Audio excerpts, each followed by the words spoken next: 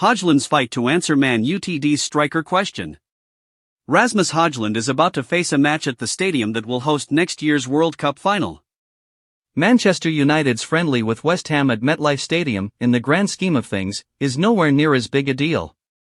But for the Danish striker, it's crucial. A crowd approaching 50,000 is anticipated for United's opening game in the 14 Premier League Summer Series on Saturday evening, just west of New York City. Hojlund's performance could determine whether head coach Ruben Amorim keeps faith with him as United's attacking spearhead. United have spent more than £120 million on forward players this summer, but 3 weeks before the start of the new Premier League season, do not have the number 9 many informed observers believe they are desperate for. They were frustrated in their efforts to sign Liam Delap, who left Ipswich for Chelsea instead. And on Friday, Amorim hinted Hojlund remains his first choice for the role. Is he up to the task? In May, United finished 15th in the Premier League, their worst final placing since relegation from the top flight in 1974.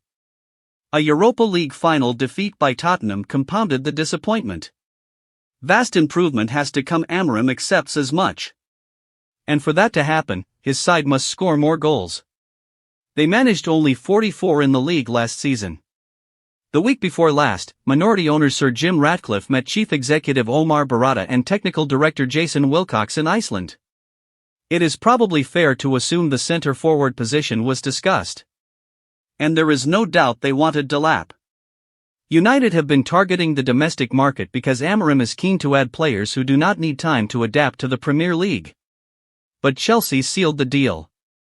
Since then, the names of numerous alternatives have been advanced.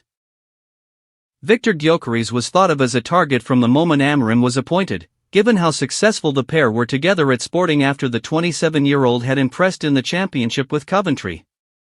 But Gyökeres is heading to Arsenal. Nicholas Jackson's name keeps being mentioned in connection with United. There have been conversations about the Chelsea forward, but not to the point where it has looked as if United might try to buy him. Aston Villa quickly shut down a link to their forward Ollie Watkins, letting it be known they have no interest in selling. Could United put that to the test? Watkins is an interesting case because he slipped down the pecking order at Villa when Marcus Rashford, unwanted by Amorim, arrived on loan. Would a more expensive Watkins, 29, who has scored 75 goals in 184 Premier League games, be a better option than a cheaper Jackson, who has been excellent and erratic at Chelsea, often both in the same game, to need to raise funds? Former Everton striker Moise Kean, who re-established his reputation in Serie A with Fiorentina, Randal Kolo Muani, back at Paris St-Germain and unwanted after a loan spell with Juventus, and Crystal Palace's Jean-Philippe Matita are all likely to be available. The same is true of RB Leipzig's Benjamin Sesko, although Newcastle is a more likely destination for the Slovenian. Then there are the wildcard options, out-of-contract forwards such as Dominic Calvert-Lewin and Jamie Vardy. But none of these options come without risk. And for United, funds are limited and there are so many weaknesses to address. Amorim referred to the need for more energy in midfield after last Saturday's 0-0 draw with Leeds in Stockholm. Amorim didn't mention the additional issues, but others have: goalkeeper, central defense, the right-sided wing-back role. The list goes on. Not all of this can be dealt with in a single transfer window. It is quite possible 12 months from now, if he is still in post, Amorim will still be looking to address flaws that exist now, as well as those that emerge in the coming months. Funds are precious and United need to raise some.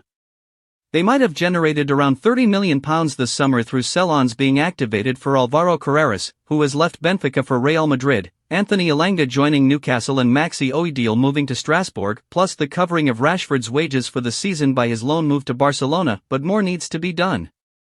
Rashford was one of 5 unwanted players effectively cast out of the first-team picture by Amorim, the other 4 being Jadon Sancho, Alejandro Garnacho, Antony, and Tyrell Malacia. More money could be generated by selling those 4, but Amorim has warned that they won't be allowed to leave on the cheap. Garnacho is a player capable of generating a sizable fee, albeit not the £60 million United went into the summer hoping for. He may be pivotal, especially if Chelsea go back for a player they were close to signing in January. But for now, Amorim has to maximize what he has. The case for sticking with Hojlund. Against Leeds in Sweden, 18-year-old Cheeto Obi started. But the former Arsenal youngster currently appears to be an impact player. Hojlund took over for the second half. As usual, he worked hard enough, didn't receive the service a centre-forward would want and did his best for the team. But, as usual, he didn't score.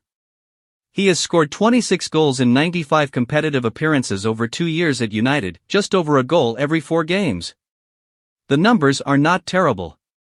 But they include a run of 5 goals in 4 games last season and 8 in 8 the campaign before. Statistics can be manipulated to suit any argument, but if those 2 sequences are taken out, what is left is 13 goals in 83 appearances, or more than 6 games for every goal. That is clearly not good enough. The question is whether Hojlund can extend the more productive spells or if they are distorting the overall picture. On Friday, Amorim gave the impression he has not given up on the 22-year-old, who cost United £72 million when they bought him from Serie A outfit Atlanta in 2023. In his opening media engagement of the summer in Chicago, United's head coach made a couple of significant points. Firstly, he insisted he would be happy to go into the new season with his current squad.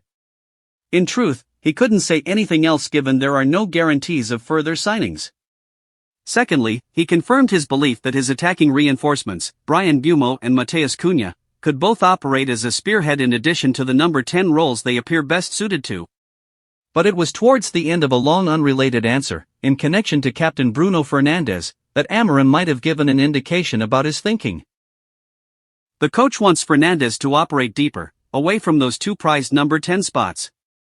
He thinks the Portuguese can cause more damage that way because he won't be marked as tightly.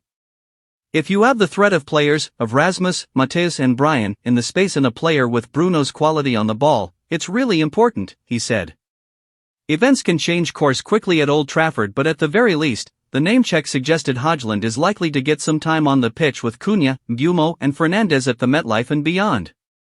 And if he finds a spark across a trio of preseason fixtures against West Ham, Bournemouth and Everton over the next 9 days, it may cause United's hierarchy to pause and think.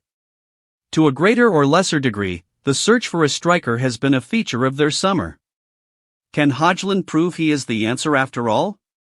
Don't forget to like, comment, and subscribe for more Manchester United updates.